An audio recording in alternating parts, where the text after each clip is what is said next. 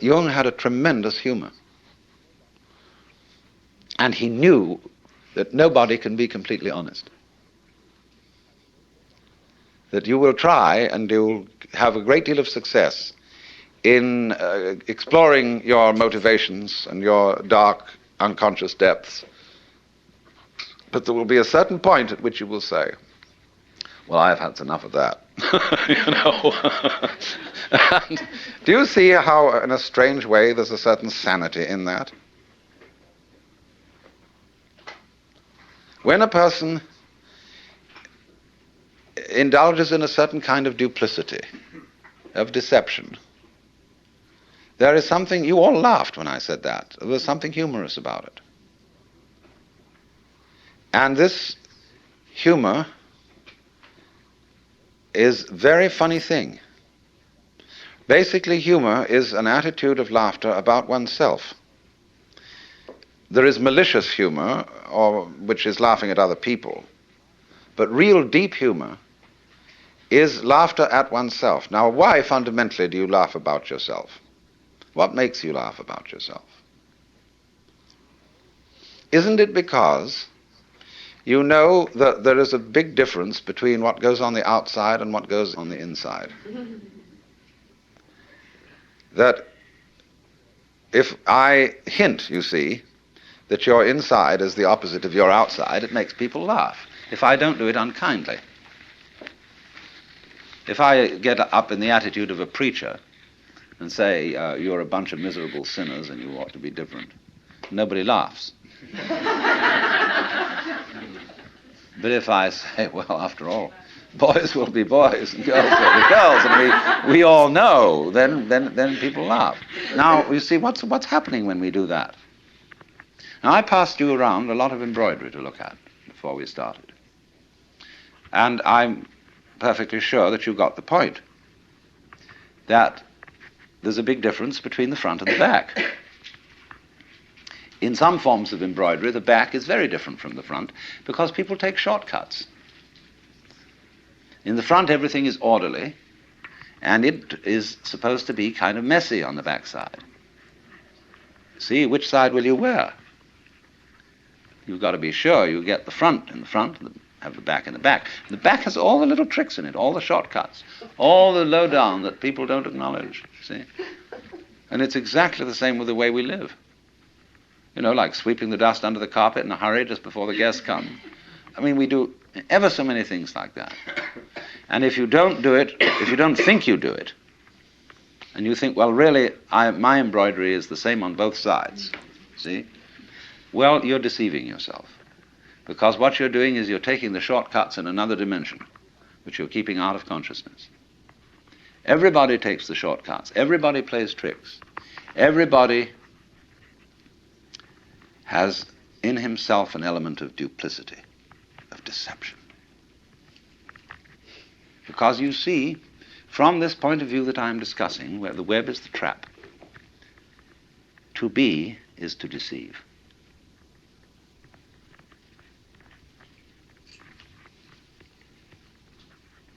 Think of camouflage, the chameleon who changes its color. Think of the butterfly pretending it has eyes. Think of the flower saying to the bee, like my honey? The bee says, wow. But then that means that the bee has to be, and it has to go on living, and all the trouble it takes to go around collecting honey and raising other bees and organizing itself and doing that dance which tells the other bees where there's more honey. There's all that stuff to do. But the flower was deceptive. Now, in the same way, I've often said, life is a drama, and a drama is a deception. It's a big act. When you peel an onion and you don't really understand the nature of an onion, you might look for the pit in the center, like any ordinary fruit has. But the onion doesn't have a center. It's all skins. And so when you get right down, there's nothing but a bunch of skins. You say, well, that was a kind of disappointing. But of course you have to understand that the skins were the part that you eat. Well, in rather the same way, you see, you find when you explore yourself and your motivations, and you go through and you try to find out that thing which is really genuine. That's why in Zen discipline, they give you koans which require a perfectly genuine act, an act of total and absolute sincerity. And people knock themselves out trying to do this thing, but they always know that the master's going to catch them, because he reads their thought. Do you know that story of von Kleist about the man who had a fight with a bear, and the bear could read his thoughts, so that the only way of hitting the bear was to do so not on purpose, because the bear would know in advance. So it's the same in working with a Zen master. You have to do the genuine act not on purpose. But since you're put in a situation where it's rather formal and you're supposed to do it on purpose, you're stuck, you see.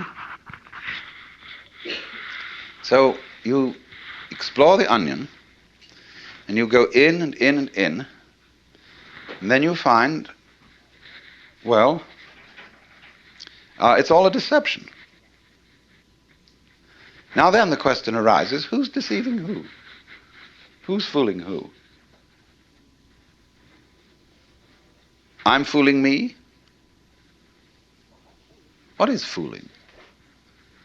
Fooling is playing like you're there when you're not. You know, getting somebody else to answer your name in the roll call. So, we're all, you see, this is the metaphysical basis of it. This is what the Hindus mean by Maya, the world illusion. The world is playing it's there when it isn't. And it's a trap. And it sucks you in. And you can't get out of it. And it's a thorough big trap too. But always, when you get an idea like this or a feeling like this, follow it to its extreme. Don't back out from it. If you find you're selfish, go to the extreme of what selfishness means. Confusion largely results from not following feelings or ideas to their depth.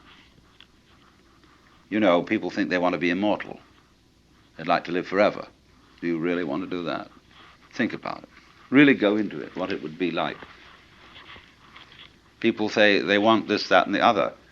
They want this kind of car, they want this kind of dress, or so on, and this much money, and so on. It's always a good idea to think it right through. What it would involve to be in that situation, to have those desires fulfilled. Also, when you form a relationship to another person, think it through too. You see? How inconvenient could they be? However attractive. And always turn the embroidery round and look at the underside, but don't get caught doing it. See, that's something one does on the side in secret, because otherwise you play the game that everything is as it's supposed to be on the front. But that makes you humorous, and that makes you human.